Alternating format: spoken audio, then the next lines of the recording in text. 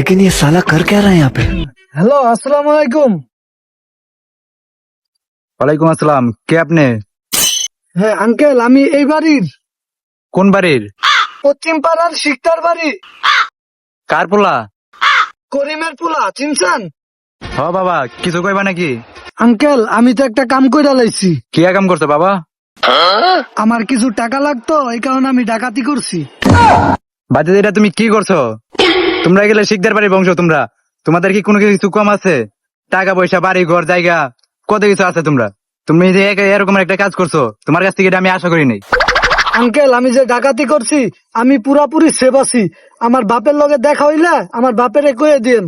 আচ্ছা বাতিজা, তুমি কি ডাকাতি করছো যে তুমি সেভ আছো, কৌ তো আমারে। আঙ্কেল, আমরা তো দুই বন্ধু মিলা ব্যাংক ডাকাতি করে লাইছি।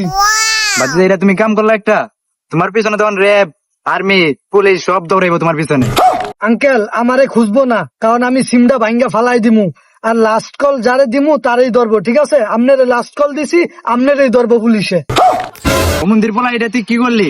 তে এত দেশের মানুষ থাকতে তুই আমারে ধরলি?